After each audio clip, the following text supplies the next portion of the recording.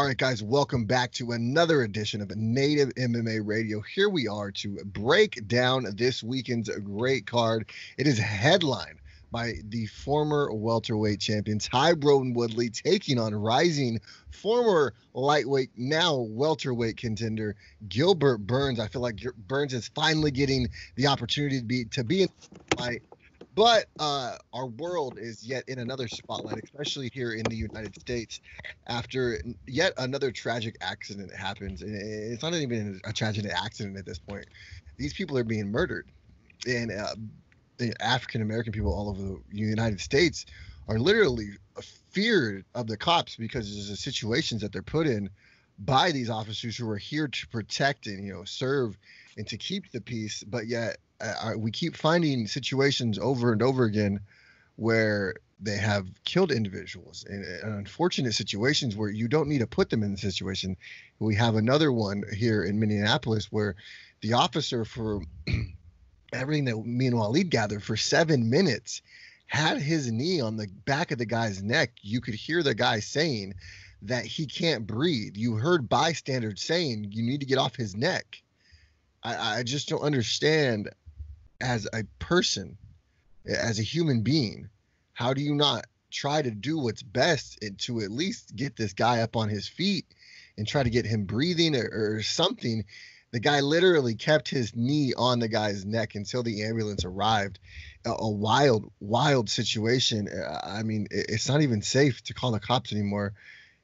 In jiu-jitsu, we are trained to choke our opponents, but we are also trained to keep them safe at the same time.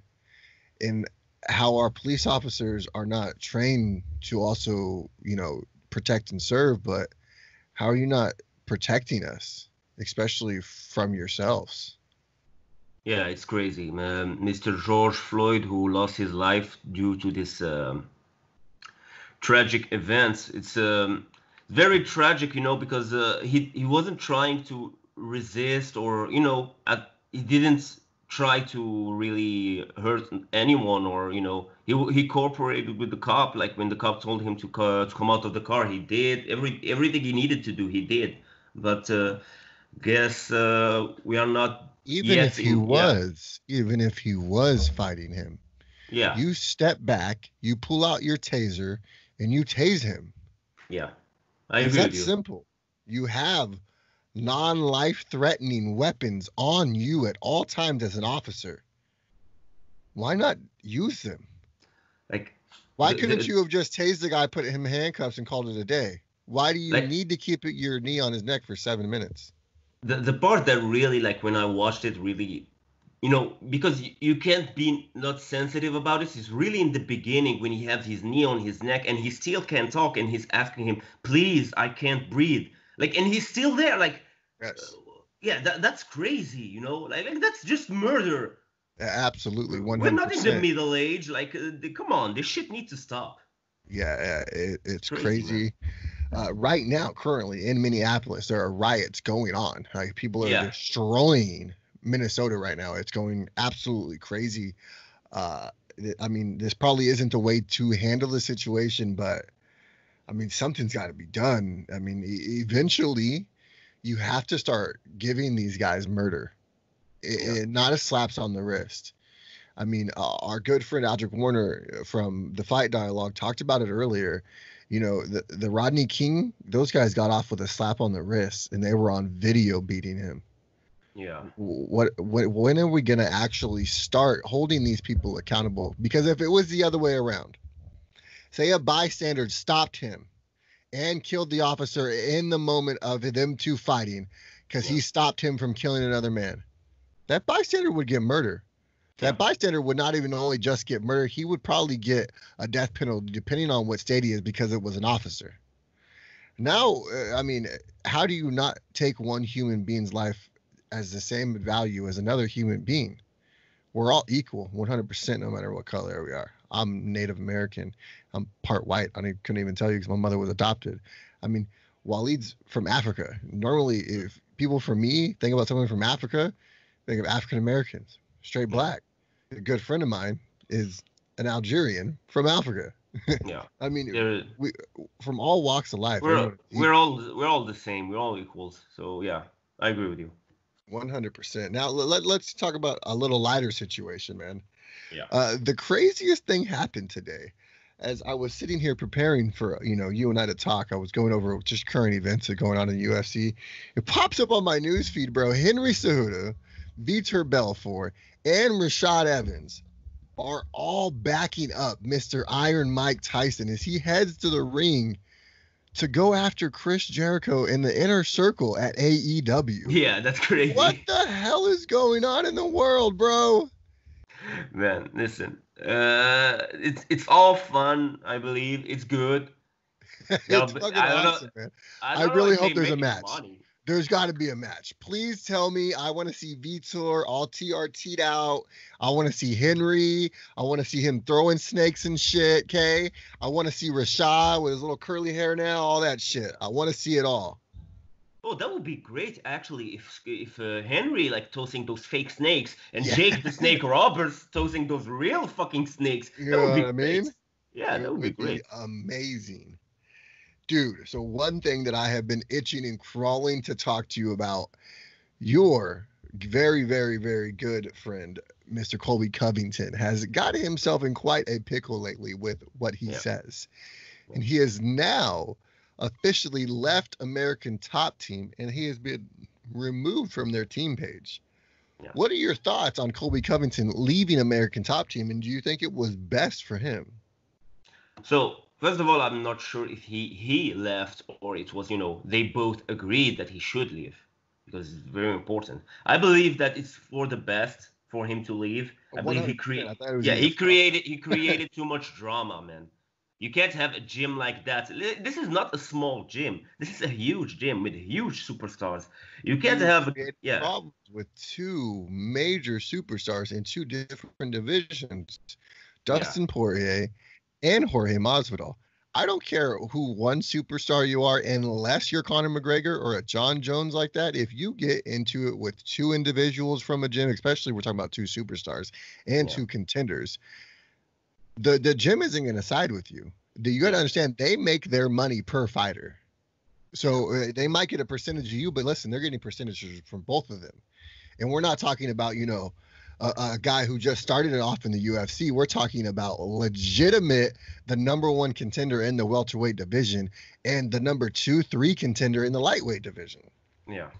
Gyms are like brotherhood, Yes. We saw even Tyron Woodley defending CM Punk, who isn't really an MMA fighter, even though he had 2 MMA fights, but he defended him against Joe Rogan. So, in one hand, you have a guy that will defend a very limited fighter, but he's still because he will defend him because he's his buddy and his brother from the gym. And you have Colby Covington shitting on all his teammates. So yeah, it makes sense 100%. for him to leave.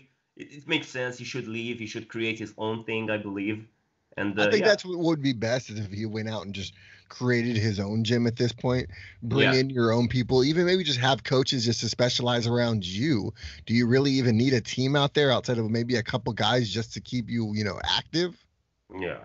That I don't know if because he always say that's just a character he's playing, he's not really him. But maybe because he got too involved in this character right now, he felt because when he talked about it with Ariel Hawani, I didn't see the guy bragging about leaving the team. I saw more of a man saying that thank you for everything you've done, like, and it was weird. So I don't know. I'm not sure if he's really deep down inside happy about this decision. I don't think that it was something that he made. I really, like you were alluding to earlier, I think it was something that American Top Team and Dan Lambert kind of went to him and was like, hey, listen, you've created this type of friction here, and I'm going to need you to move on. Unfortunately, I'm sure those two were still good friends, but it just wasn't going to work out. Also, he also left Dan Lambert's management and went somewhere else. I think that was before he left American Top Team. So maybe even that played a little bit into it. Yeah, he's making some changes. Maybe it will be good for the best for him. He's still not getting past Usman. Yeah, guess we will find out because I want to see him versus Masvidal. this welterweight division, man, it's mayhem. Masvidal wanting to a rematch against Nate Diaz, Usman who's ready, but there's no one to fight Connor. him. Yeah, Connor in the mix. While there's like at least three guys that deserve a title fight more than him. This the welterweight division is really like making no sense right now. 100%. Now, something that did make a little sense to us, the Nevada State Athletic Commission has approved the return of combat sports. So things like UFC and Top Rank Boxing already have events scheduled. The UFC is planning on putting on one this Saturday that kind of just segues us into the fights. But this is huge. So not even just for, big promotions like the UFC and Top Rank Boxing, but also regional MMA and boxing as well. I mean, that's amazing that, we're going to be able to do shit like this now out here in Vegas. It's been almost 3-4 months now since we've had anything. Yeah. And it's getting kind of crazy, bro.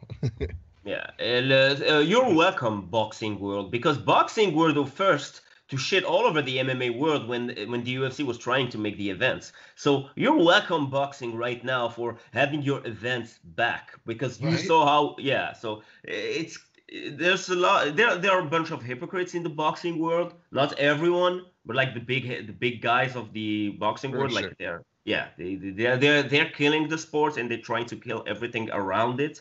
So yeah, it's great. Nevada, I believe people were very happy because those judges in Florida. Listen, we love Florida for giving us the shows, but those judges, man, like we had so many drama in three events, like not like 10, just 3. We had so much just drama. 3. There was a lot of miscues, a lot of split decisions that I didn't understand. Yeah. And just weird shit. Even one fight where I thought it should never even look to the judges, and I really thought it shouldn't have ever made it to the 5th round before, Glover stopped him. But damn, throw in the towel sometimes.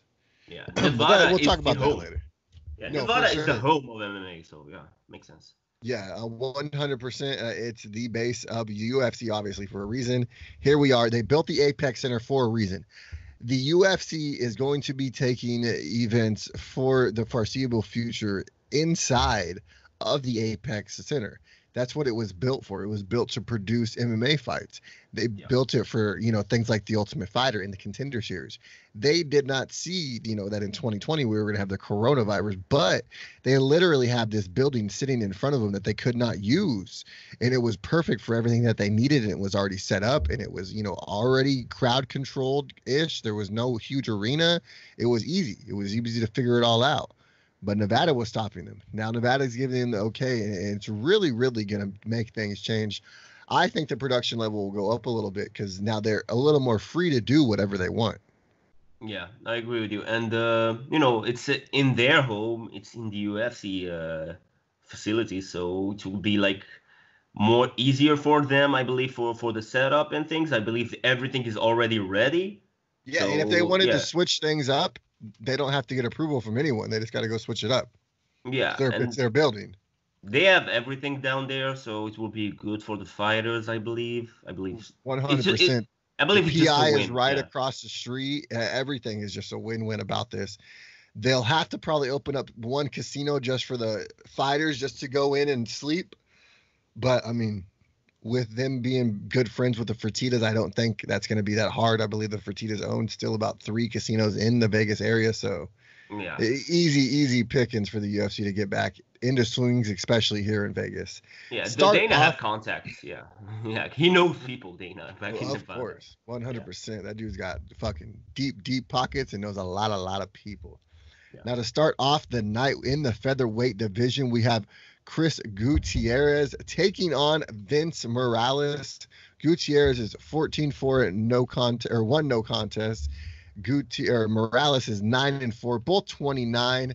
There's a 2-inch reach or height advantage for Gutierrez, and then a 3-inch reach advantage for Morales. So Morales, being the shorter fighter, has the longer reach. Do you think that'll play an advantage in Morales' game? Yeah, I believe so, because I believe in those small division, the reach is very important, because those fights usually go to decision, and, they are more of striking points type of fights, so the more you hit, the more you get points. So yeah, reach is very important in this type of fights. Now, Vince Morales has not won in the UFC. This could very easily be his first victory. It'll be a good matchup to start the fight. Two fast-paced flyweight or featherweights. You're going to see these two go at it. In the bantamweight division, Luis Smolka, 16-6, is taking our good friend Casey Kenny, 13-2-1. Check out the interview we did with Casey on our Facebook and YouTube page. Now, Casey has already talked about going in there and just smoking Smolka, so he's already, ready to go. He didn't care who it was, he said. He was ready to fight no matter what, and he says even if Smolka, for some reason, has to back out last minute, he's even down to fight whoever. Yeah, and this fight is very interesting because this division right now, the bantamweight and the flyweight, there's no champion. It's mayhem. We don't know anything about what's going on in those division. So a winner of this fight can, not just with this fight, but he can, have his name on the mix maybe for future fights, so it's very important. Sure. Especially with a big victory here. Yeah. I mean, Casey Kenny was undefeated up until his last fight. This is his fourth fight in the UFC, and he was undefeated for the first two. Lost his last fight against a very game Askar. Now, here he goes to correct that last wrong. His first loss in UFC, looking to rebound. I'm excited for Casey. Can't wait to see him go in there against Smolka. Smolka is a battle-tested veteran. He has been in the UFC for pretty much his entire career. It's going to be a great battle, man. Yeah, I agree.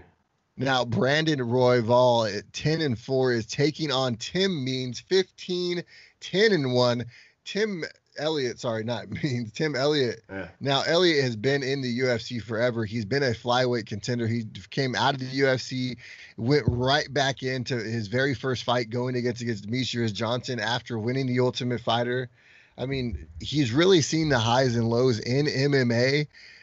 I could see a possible victory here, and Tim Elliott is right in there in that flyweight division. Yeah, Tim Elliott is the type of fighter that's his MMA record is kind of weird because there's no debate about his skills, Tim Elliott is one of the best, when skill-wise in this division, but somehow he didn't get, the wins that you got to understand his last two fights were up against killers. Askar, who we just talked about, who beat Casey, and then in 2019.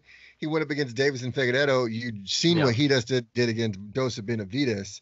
I mean, Tim Elliott has not had any, easy outs in his return to the UFC since coming back to the Ultimate Fighter. This is, a much level competition. It'll be interesting to see how this one plays out. Yeah, it's very interesting matchup. For me, I hope that Tim Elliott wins because I want to see him back in the mix for this title picture. 2-3 wins, he's right there. Yeah, right there. Jamil Hill, 7-0, is going up against Klidson Abreu, 15-4 in the light heavyweight division. Now, Jamil Hill, the complete undefeated fighter, has a big reach advantage, a 79-inch to 74-inch reach advantage. His last fight was against Darko Stosic, and he won by unanimous decision. That was his first fight in the UFC. Now, he looks to make his sophomore attempt. Klidson Abreu, though, is a big, big man. He doesn't have the reach, but trust me, the White Bear is a gnarly Brazilian going to look to take your head off. You've seen what he was able to do against Sam Alvey in San Antonio. It'll be interesting to see how it goes. Klidson has lost one, 1-1, lost one, 1-1 in the UFC. If he continues on that pattern, it might be a good night on Saturday against Hill. Yeah, Jamal Hill is very tall and have a huge reach advantage in this fight. So John Jones-like reach. Yeah, let's see how this works out. Not quite Jones. Don't stab me in the throat later. Okay, it's Jones-esque. Yeah. Now, Daniel Rodriguez was officially supposed to fight Tim Holland on this card. He is now going to be taking on Gabriel Green, 9-2. Daniel Rodriguez, 10-1, is a protege of Donald Cowboy Cerrone. He has looked very good on his Contender Series outing. Now against Gabriel Green, stepping in for his very first UFC fight. These two men are going to go at it. They both have something to prove. Green, on the short notice, is looking to come in and steal all the hype that Rodriguez has going into this fight, and he could do it on Saturday night and just go ahead and mark himself here in that welterweight division. Yeah, interesting matchup, like you said, because there were some changes. Daniel Rodriguez wasn't supposed to fight Gabriel Green, so Kevin Holland, but Kevin Holland just fought 2 weeks ago, has an injured shoulder, wasn't quite ready to go ahead and go now. So Green was able to step right in, perfect. Yeah, so we will see. I'm not a huge fan of fighters, but accepting like last minute fights, because I feel like they're taking so much risk. But a guy in his position like Daniel Rodriguez, I believe that he doesn't have really a choice if he wants to make his he wants to become famous. So he's trying to get that UFC debut done and out the way. He did very good on the Contender Series. Now we're going to see what it's going to be when the lights are actually on bright. And it's going to be a familiar building for him because his last fight was in this UFC Apex. So maybe that's an advantage that he has going into this fight. Yeah. Now, in the main event of the prelim part of this card, which is on ESPN, I believe the entire card is on ESPN, Caitlin Kokajian, the former flyweight contender who just recently lost to Valentina Shevchenko, is taking on Valentina's younger sister, Antonina Shevchenko. Now, this will be an interesting matchup. Antonina Shevchenko has looked very good. Her one loss was against Roxanne Modafferi, and outside of that, she looked pretty dominant. Yeah, like I don't see how, for me to have this fight the main event of a prelims is kind of crazy, because somehow I think that this fight can be the main event of a fight night. Yeah. To be fair, because those two girls are potentially challengers for the belts. So you gotta understand, Valentina Shevchenko has one training partner. Realistic, everyday training partner. That's Antonina Shevchenko. You don't think she's good? Yeah, you've seen Caitlin Kokajian looked very good up until the third round, and she lost. Yeah, so this is a very interesting matchup. Having a fighter fight, siblings one after the other is kind of interesting. Interesting, for sure. Yeah. So we will see. Valentina's going to have some, tips for her younger sister Antonina when she does go in there. It'll be interesting. Obviously, like I said, they're each other's best training partners, so it's a very similar style for two camps in a row. Yeah. Now, to start off the main card, we have the women's strawweight division. Mackenzie Dern, 7-1, is taking on 10-4 Hannah Cipher. A very interesting matchup. Dern coming off her first loss. It'll be interesting to see what she is able to do in this UFC strawweight division. She has struggled to make weight in the past. Obviously, like I said, coming off her first loss from Miranda Ribas, that was right after she came back from being pregnant. Now, she's gotten that past her. Let's see if she can make she made the weight no problem last time. So I don't doubt that she'll be able to make the weight this time. I'm hoping that she has all those weight issues now behind her. This will be an interesting matchup. Hannah Cipher, 10-4, is a game opponent and will bring a dogfight to Mackenzie Dern. It'll be a test for Dern, and I'm excited to see if she'll be able to pass it. Yeah, this is a very interesting matchup for Dern, because her last fight that she lost, people said that maybe she came back quite a little bit early because, she was pregnant, she gave birth, so maybe, people commented on that. Now she maybe had more time to prepare for this fight. It's very interesting, because she needs to win, because Mackenzie Dern is a fighter that Dana White, really enjoys seeing fighting. So I believe that he wants her to be like somehow the face of the UFC, of this division. And it's a very interesting matchup, and we will see. Yes, this next matchup, I believe, is the one to watch on the card. In the lightweight division, 9-1 Roosevelt Roberts is taking on 14-4 Brock Weaver. I believe this one's going to be fight of the night. Listen, I don't think the judges are going to be needed for this one. I think these two are going to leave it all in there within 15 minutes. I can't wait. If we could start with this fight, I would be completely 100% satisfied. This could be a main event. It could definitely be a main event down the line for a belt. I really, really have high hopes for both of these young men. Roosevelt Roberts is 9-1. He's only 26 years old. Brock Weaver is 28, stepping into his prime now. Both have the same reach. Both are just phenomenal athletes. It'll be interesting to see this fight. That is one that I definitely circled when I seen this card, and that is one that I definitely think is going to prevail when we look at what fights were great from this card. Yeah, it's a potentially a fight of the night type of fight. I believe that you will. I I don't. think Yeah, Roberts has the slight advantage striking, but Weaver has the advantage on the ground. I believe if it goes to the ground and it turns into a jiu-jitsu matchup, Brock Weaver wins. I believe if they stay standing, Roosevelt Roberts wins. I truly believe that.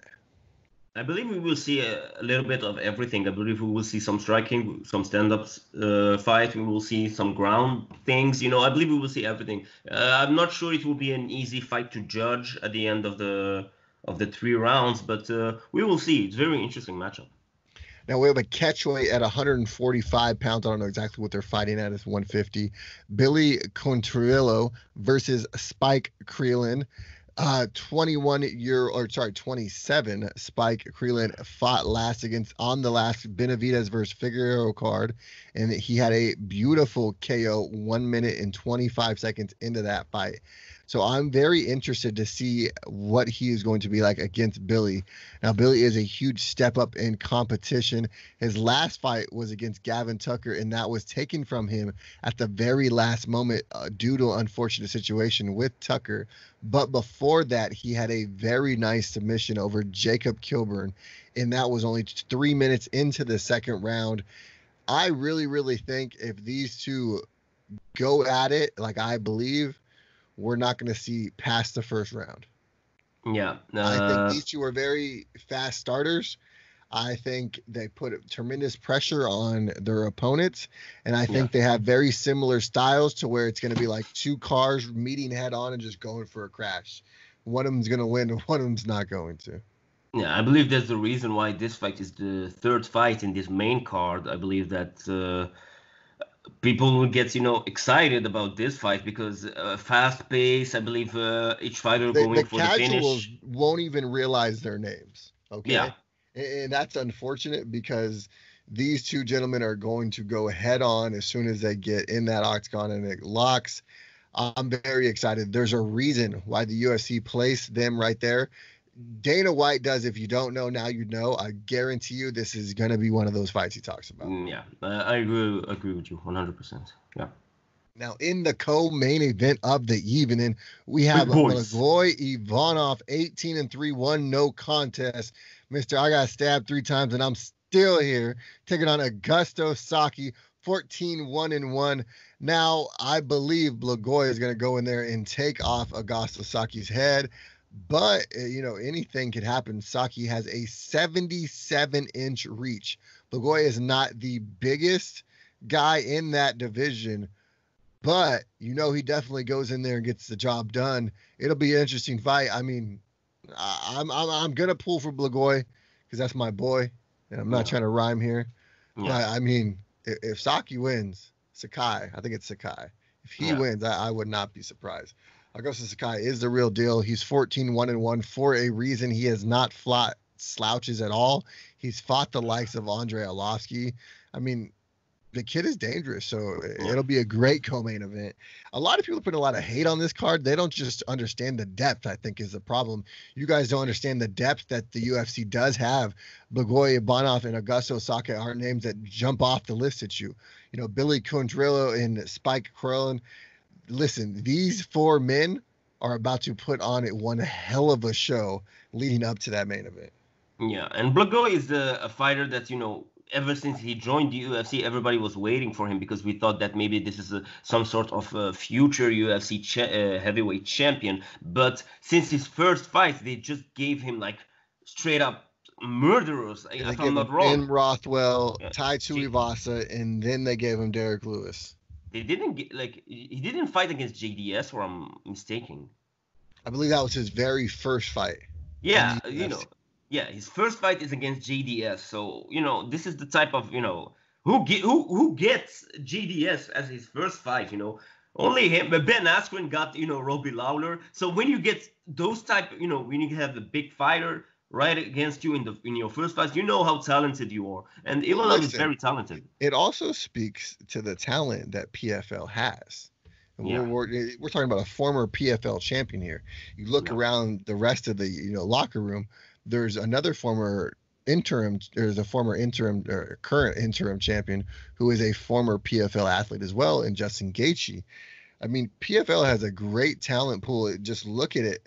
The UFC is able to pluck guys here and there and there. They pluck a lot of guys from a lot of great organizations. Some of these guys are homegrowns, like we talked about Roberts and Weaver earlier.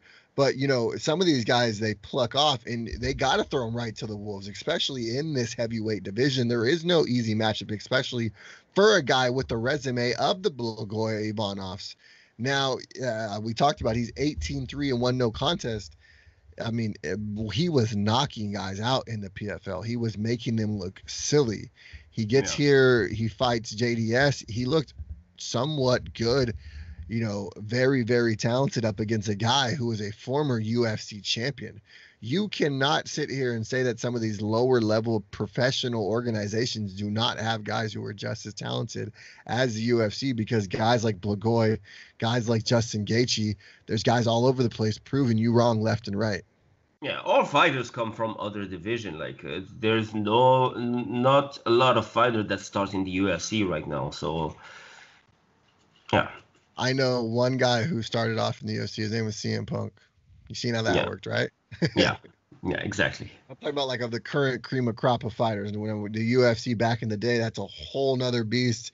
And if you watch some of those old UFCs, it's fucking gnarly, man. It's like no hold bars, fucking eye gouge, and all kinds of crazy shit. Yeah, it doesn't look at all like what we're having no right now. weight classes. I mean, if you're a casual fan, you have not turned on some of the older UFCs. I suggest doing it. I really enjoyed like UFC 3, UFC 2. Dan Savern, his first UFC was UFC 4, and then he won in UFC 5. I mean, fuck. There's a lot of good older UFCs. If you haven't yet checked out that catalog, I suggest doing it. Now, in the main event of Saturday's fights, we have the former welterweight champion Tyrone Woodley taking on a new contender in Gilbert Burns. This is a huge matchup for both gentlemen. You have to understand here, Tyrone Woodley, if he loses this matchup against Burns, he might not get another crack at that welterweight title. Gilbert Burns getting his first opportunity at a real contender in the welterweight division. If he doesn't win here, with as deep as welterweight is, who knows when he gets another shot at a big name like this. Yeah, Burns coming out of his win against Damian Maia, he looked amazing in that fight. He's fighting against, I believe, his biggest challenge he ever had, and Tyrone Woodley really needs to win this fight because. Yes. First, I'm not sure if Tyrone Woodley, if he wins this fight, he will get a title fight. But I'm sure if Tyrone Woodley loses this fight, it will be tough for him to get a title fight. 100%. I don't think if he loses, I don't think we ever see him fight for the welterweight title again. And he deserves a rematch, I believe. No, he does not. No, you tell me where in the 25 minutes that he stood in the cage with Kamaru Usman, do you think that he deserves a rematch? If you want to talk about his body of work from what he did to other people, I still don't see it with that welterweight division. There is a long line. No, listen, I'm not saying that he performed well against Kamaru Usman. I'm saying he deserves maybe a rematch because first, based off his merit. Yeah, nobody's fighting against Usman. Listen, nobody wants to fight against Kamaru Usman right now. So if Tyrone Woodley wants to step up, he will step up. Them?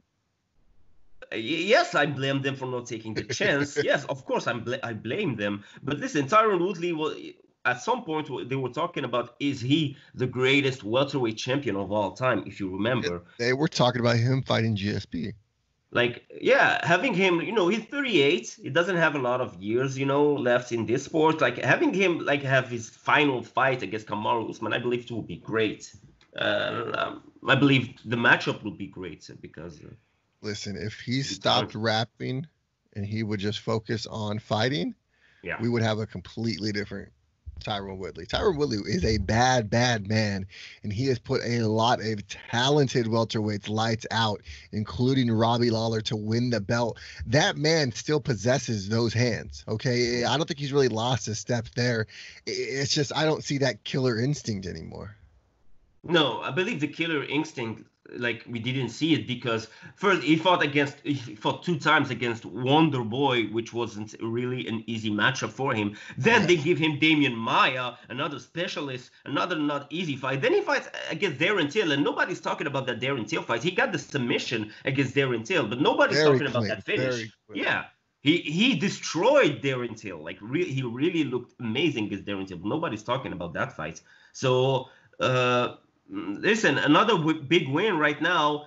We all know that he shouldn't be fighting against Leon Edwards because he deserves the fight, but it is what it is.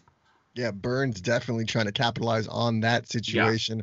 Obviously, Edwards was the original opponent. Burns from day one, as soon as he got done with that Maya fight, called for this fight. He said, "I will take it. If you need a replacement, call me, Dana. I am here." Well, guess what? It worked out. Gilbert Burns is getting his opportunity at the chosen one, and we'll see if maybe one day down the road, the teammates Kamaru Usman and Gilbert Burns clash for that welterweight belt. yeah, very interesting matchup, man. Gilbert Burns with the amazing jiu-jitsu skills and heavy hands. Who do you think will win this fight? I gotta say Gilbert, man. I really feel like he is stepping into his prime now. He's a great jiu-jitsu fighter, so if it needs to go to the ground, he can handle it there. But he also has hands, and he is not scared to strike, and he's going to go in there and put the pressure on Woodley. And if Woodley wants to go in there and put the pressure on him, he's good off his back. I really feel like this is a situation and a moment in his career, Gilbert Burns, that is, that he's going to propel to that next level. We'll possibly see, maybe one day down the road, like I said, teammates fighting for that belt. Hard Knocks 365 has three amazing welterweights. When you talk about obviously the champion, you Yeah. got Vicente Luque and Gilbert Burns. I mean, those guys are killers. They're in the same room every single day. I mean, I can't imagine what those sessions are like. Do you think that this fight being a 5-round fight, it will work, it will be on Tyron Woodley advantage? What do you think? I think Woodley. The last time we've seen Tyrone Woodley in the octagon was last March. Yeah. So it's been well over a year. He has shown before that layoffs don't really bother him. He came off of a long layoff when he fought Robbie for the title. So it'll be an interesting situation. I really don't know what his training's been like to even really give you a fair assessment if I think that it's going to be better for him or not. If you ask me if I had to put money on it, I would say it favors Gilbert just because he's been the more active fighter. Yeah, but the long layoff. Listen, we need to say this. Tyron Woodley needed that long layoff because when you lose like that against a guy like Kamaru Usman, who I believe maybe not every round, but a lot of rounds were like 10-8 rounds because it Oh, was just yeah. pure At domination. least three, Yeah, for so sure. you need to take time and think, because you can't go back directly and fight again. It's not healthy, and the long layoff is it is what he needed really. So very interesting matchup. I will go with Tyron Woodley myself because I believe Tyron Woodley is very. I believe we will see that hunger. I believe that in the Yes. first round we will see some Possible. power. So it will depend on what kind of Tyron Woodley we will see. If Tyrone goes out there and starts swinging for the fences right Yeah. away, Burns could easily get clipped. It's very, very, very possible. Anything else, Wally Wall, on UFC Fight Night, Woodley versus Burns? I believe this is an underrated card. I believe that 100%. there's a lot of interesting fights in this Three card. Like, fights to watch out for. Shoot them to me real quick. the main event, of course, for me, I Yes. believe, that's a fight. The main event of the prelims, actually, because for me that 100%. for me that's not a prelims fight at all. No. And I can go with the co-main event, but I will go with the Mackenzie Dern fight because I'm kind of intrigued with how she will be looking in this fight. Yes, I'm going to go with the Luis Smolka versus Casey Kenny fight. I really find that matchup interesting. Obviously, Casey being a good friend of ours. Can't wait to see him step back in the cage. And then the two, lesser known fights on the main card, I feel like are going to give us fireworks. Roosevelt Roberts versus Brock Weaver is a phenomenal fight. Billy Contrillo versus Spike Krilling. That is an amazing matchup. Those two don't know any other speed but go. I can't wait. That one's not going to go fast 5 minutes, in my opinion. It's going to be a great matchup. Those are some fights to watch, you guys. If you don't know, now you know. I'm still in line from Dana. Before we go, I want to get your opinion on the bantamweight division real quick, though, because the UFC has come out, Dana White himself said it, that the UFC is currently in plans of scheduling a Jose Aldo versus Petr Yan vacant UFC bantamweight title fight.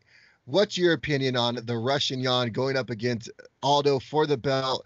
And tell me, if they do make up that matchup, who wins? And who is your and new bantamweight champion?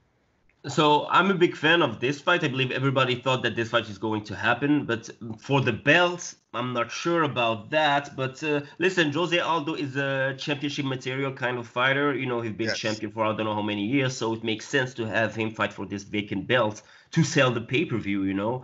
So it's a logical fight to have. Very interesting fight. I believe Jose Aldo, this is one of his last fights. We will see. So why not giving him a title fight? Petr Yan is a very dangerous fighter. If he wins against Aldo, that means he really deserves to be champion. Very interested on this fight. I believe Petr Yan will win because Petr Yan is a very, very, very, very dangerous fighter right now. Yeah, and he's a well-rounded mixed martial artist. He's got scary wrestling / jiu-jitsu, sambo, and he's got amazing hands. You've seen them up against, Uriah Faber and others in that bantamweight division. I think if Petr Yan gets that bantamweight title around his waist, I don't see a man right now that's going to take it off of him. Yeah. I'm not sure about that because, the Aljamain Sterling, there's so many good fighters in this division. There's great fighters in this division, but I think he beats Aljo. I think he beats Moraes. And then I don't know who else you would go from there. Sandhagen, listen, there's a lot of top fighters in this division. Sandhagen's good, but I mean, at that point, Sandhagen, he's fighting who next week? Let me see. Sandhagen actually have fight next week. 250, I believe. I can find the card. So wait, let us look. I believe he's fighting Aljo. I believe so. Yeah, I believe Sandhagen next fight is against Aljamain Sterling. So I'm not sure about that. Corey Sandhagen, his next opponent, Aljamain Sterling. So this is that's an interesting matchup. UFC 250. I think it's a great fight. If one of those two comes out on top, I think that is the number one contender after you have this Yan versus Aldo title fight. I think this really clears up that bantamweight division. Yeah, I agree with you. Sandhagen is a very skillful fighter, and Aljamain Sterling is just a pure MMA fighter. So it will be great. Great fights coming up. No, for sure. Anything else on this episode, sir? I believe we talked about almost everything. I just want to talk to you about the McGregor talking about his pound for pound or GOAT. Okay, so listen. Debate. Here's my situation. Luke Thomas alluded to this earlier. I listened to it. He said, if for some reason, some way, somehow, he beats Usman, he gets the third title. Yeah. It's hard to deny it, even though he's never defended any of his titles. It's hard to deny it because of the body of work that he would have now placed upon us when you look at the divisions that he dethroned. Featherweight, lightweight, and welterweight. He would have to obtain that welterweight title to be even in the conversation, or at least beat Nurmagomedov for the lightweight title. I think those two at least get him in the conversation. Yeah. I don't think he wins it outright with doing either one of those. I think GSP and John Jones have a great claim to the greatest of all time. And I mean, you could even throw Demetrius Johnson. Henry Cejudo's right behind him. Let me ask you this question: do you think it's more difficult for McGregor to beat Khabib or to beat Kamaru Usman? Usman. I think Usman's a bigger Khabib. Yeah, because it's kind of the same style. Yes. Put a lot of pressure on you. Really get you tired. But Usman is Usman huge. walks around at fucking 205. Yeah, he's huge. That fight against Colby Covington, Colby looked very small next to Usman. So I'm not sure about Conor McGregor's chances in that fight. No, listen, I'm a huge Conor McGregor fan. Yeah. There is no chance in hell he beats Usman. I would rather see Masvidal against Usman and see Conor against Khabib. That's what I want to see. Give me Conor Nate 3 as well. Yeah. Nate wants to fight against Masvidal right now, so it's Fight Island will be very interesting. Listen, Mortal Kombat style them all, line them up, fucking just come out and just throw that shit down. Yeah, exactly. All right, guys, thank you for joining us. That about wraps it up for us today. Can't wait to have you guys back on. Also, like always, like our Facebook, YouTube, Instagram. Wally Wall throws up great stuff during the fights on Instagram, so pay attention to him on Saturday. He'll be doing that some more. Thank you guys for listening, and stay classy, knuckleheads. Peace.